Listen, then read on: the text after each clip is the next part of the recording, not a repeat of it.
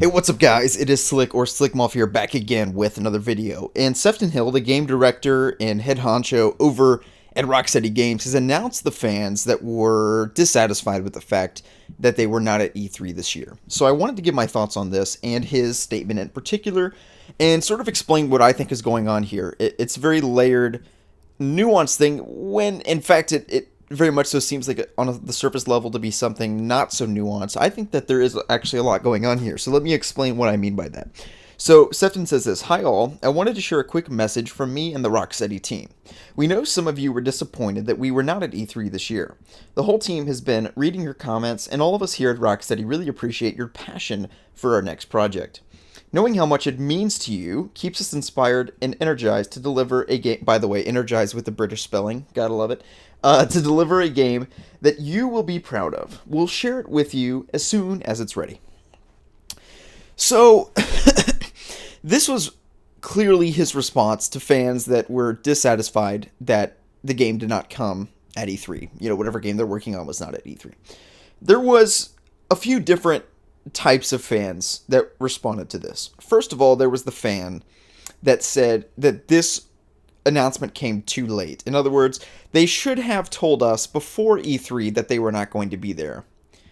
I understand this argument to an extent. I would not necessarily agree with it entirely, merely on the basis that it worked out well for them because they had fans excited and hyped up about the possibility of them being at E3, days and days, weeks even of hype. And if they had just come out weeks before E3 and said, hey, we're not going to be there, that hype would not have been there. So in terms of internet traction and, maintaining their relevance and stuff like that, I think that it's clearly a marketing PR business move. Certainly I can see the other side of it that would say that you need to be more transparent with your fans, but I don't really think it's too big of an issue. Studios don't really announce. If every year before E3 Rocksteady came out and said, hey, we're not going to be there, the one year that they said they don't make that statement, they're going to be there. So in some ways you have to keep it secretive, to keep the surprise, the element of surprise alive. So, yeah, there was definitely a lot of people that were concerned that this announcement did not come before E3. Once again, I don't share that opinion, just because if they always shared when they were not going to be at E3, there would never be no such thing as an E3 surprise reveal. So inherently, you should wait until the end of E3. I think they did the smart move by doing that, actually. But then there's the other fans that were frustrated when a senior designer at Rocksteady was actually tweeting at Cliff Bleszinski, who created the failed game. I forget what it's called. It was a PC shooter game that flopped horribly, and then he basically had this company, video game company. He's behind Gears of War. That's all you need to know about him. I don't know why I'm going into his whole story here, but in any event, basically, Cliff Bleszinski was like, hey, here's what's so awesome about being in the video game industry. You get to get some inside secrets as to what happens and what's going to be revealed at E3. And then the senior designer at Rocksteady responds with not everything, winky face, clearly insinuating a Rocksteady game reveal. And so many people are tweeting me at this, hey, make a video on this, blah, blah, blah. And I didn't because, Rocksteady's been known to do this in terms of, like, bait and switches and high-key lying in the event of from Arkham Knight, many things in the event of Arkham Knight. I don't want to get too much into it. I think you guys know the stories that have gone on there. They've not necessarily been known to be the most transparent company in that way, and I think that this is really an abhorrent abuse of their power. In the case of the senior designer at Rocksteady, I mean, to tease fans like that, that's really just, it's just cruel. Honestly, people are so excited for this game, and they see the senior designer at Rocksteady teasing a reveal, and it's all for nothing. And then, later he's just back to tweeting about anime and, manga and shit. It's just weird. And there were fans upset with that, tweeting at Sefton about that. Like, hey, you have a senior designer teasing a reveal at E3, and not only is the reveal not there, but the senior designer doesn't even apologize, and he just like, are we just going to stand for this? And that's what I tweeted, is really, people get upset at me that I am sort of perpetuating or putting rumors on a pedestal. Here we have people that work at Rocksteady instigating these rumors, even leading us on to think that there will be a rumor, and it doesn't happen, you know? And it really is kind of insane that he's allowed to do that. And really, I think that that individual has gotten in quite a bit of trouble. That's my honest guess, because there was a decent amount of backlash to this. There was a lot of people tweeting at this individual. I do believe he deleted his initial tweet. So I might not be able to find it. But yeah, and then you also have Sefton Hill addressing the fan backlash of a lot of fans. He calls them disappointed fans. You know, I don't think that fans are disappointed inherently just in the fact that the game is not there, but just in the way Rocksteady handled it. Once again, having senior designers on your team, teasing a reveal, I don't know. Just the whole thing, I think, has been mismanaged to some degree. Also, they are, to their credit, getting the blame and getting frustration to the broader DC brand when they are really only responsible for their game. In other words, fans are frustrated that there has not been a DC game since Injustice 2, and really in terms of single player, free roam kind of, DC games since Batman Arkham Knight. And fans have really been hoping for WB Montreal to make a game. They're going to, go 6 or maybe even 7 years without even announcing a game at this point. And fans are frustrated about that. There's no doubt about it. Myself included. I think that it's kind of absurd. Once again, people will say that's entitled. I've addressed that many times. I don't believe that's the case. But in any case, fans are frustrated with that. Not just with their title, but with the other WB titles, or lack thereof. And they're sort of getting the overflow on that because Rocksteady is the only studio. They're Sefton Hill is the only person in all of WB to address the fan concerns about the lack of DC games, about WB Montreal's absence from Twitter over the past 3 years, 3+ years, might I add.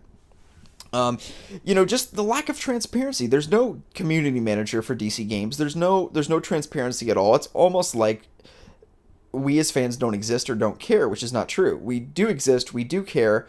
But the way WB treats the fan base of the DC games, it's like this little small thing that doesn't need any addressing, which I think could not be further from the truth. And they're starting to see that with a lot of fans losing interest, sort of talking about how they don't want to hear any more about these leaks. They're tired of all the leaks and all that stuff, and myself included. That's why I made the video the other day, talking about how I'm not going to be covering the leaks. Once I see a trailer, we'll talk about the trailer. I think that Sefton Hill was right to come out and address this. It's sad that he's the only one, and in some ways he's really speaking for the entire DC brand. Not directly, albeit surreptitiously. He's saying, basically, we're sorry for the disappointed fans that there was not a reveal, but, stay tuned. The game will be ready when it's ready. This is something WB Montreal could easily say, but they haven't, It's almost like they forget that they have fans. I mean, I know Arkham Origins wasn't the most beloved game ever, but believe it or not, you do have fans. You do have people that actually want to see your game, myself included, in this. So, I don't know. What am I talking about when I talk about the layers going on here? What he's doing is twofold. One, he's addressing the positive part of the community that are not, do not have their pitchforks ready because there's no announcement. And there's people that are upset for different reasons. I think that the people that have the most right to be upset are those upset with how Rocksteady has handled the announcement. In other words, the people that are like, well, this announcement came after E3, and also it came after your senior designer was out here teasing us that a reveal was going to happen. That's clearly a concern that they should be worried about. It's just not acceptable. It's just not right. We're a very passionate fan base. You cannot be teasing us like that. It's just not cool, honestly. It's just like, dude, that's lame. Don't do that. Honestly. So somebody needs to tell this guy to not do that. I think that's a concern as well. And also the concern is just with the DC brand as a whole. He's trying to speak on behalf of the DC brand, once again, surreptitiously so. But he needs to do that because nobody else is doing it. He has to step up and take the role and speak on behalf of not only his company, but also WB Games Montreal and the broader DC WB Games brand. Really, the solution to this is to get a community manager for WB. I think that is very clear. There's a community manager in England who Europe, who I've had some contact with, but I was DMing him back and forth for a little bit, and then as soon as he learned that I live in the U.S., he's like, "Oh, I can't talk to you. I'm only the UK W manager," and he, was talking about like Lego Harry Potter and all this bullshit. Like, they need a DC, games division manager. They need Bill Roseman. Bill Roseman, in case you don't know, for Marvel Games, he is in charge of the Marvel Games division. Basically, Spider-Man PS4, Avengers Project, Telltale Guardians of the Galaxy, orchestrating it all, not necessarily imposing his will over all these games, but just orchestrating the broader effort, being a community manager, being a voice, being, ears to the community. DC doesn't have anything like that. WB doesn't have anything like that. It's mind-blowing that they don't. If they did, they might be in a way better position today. Just in understanding what the fans want. Clearly, they don't. I think it's pretty obvious. Even just not addressing us at all is just a big problem in my opinion. So in any event, that's my analysis of Sefton Hill's tweet pertaining to Rocksteady's upcoming title.